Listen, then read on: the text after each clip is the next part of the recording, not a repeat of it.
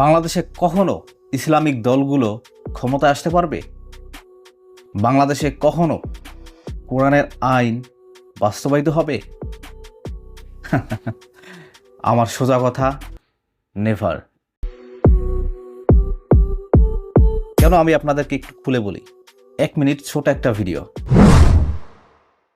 দেখেন। বাংলাদেশের যতগুলো বড় বড় রাজনৈতিক দল আছে তাদের সবার গঠনতন্ত্রের মধ্যে একটাই কথা, ধর্মনিরপেক্ষতা। নতুন একটা রাজনৈতিক দল হলো এনসিপি, যারা ছাত্র ও জনতা জুলাই আগস্টের গণঅভ্যুত্থানের পর একটা দল তৈরি করেছে বা একটা রাজনৈতিক সংগঠন তৈরি করেছে।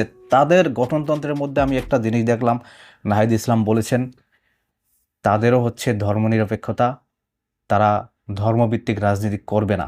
কারা করবে?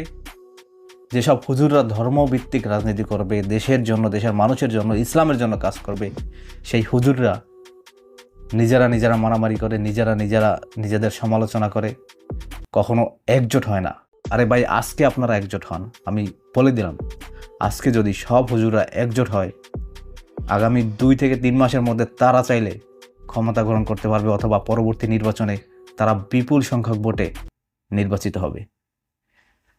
কিন্তু এইটা হুজুররা তারা নিজেরাই চায় না যে বাংলাদেশে ইসলামিক খেলাফত প্রতিষ্ঠা হোক, কিংবা আমরা সবাই এক হয়ে ইসলামের জন্য, দেশের জন্য, দেশের মানুষের কল্যাণের জন্য কাজ করি।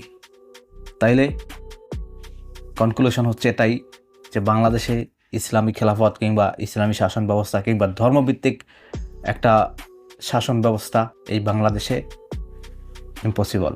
নেভার নেভার নেভার, যতদিন না পর্যন্ত হুজুররা এক হচ্ছে। ভালো থাকবেন সবাই। আসসালামু আলাইকুম।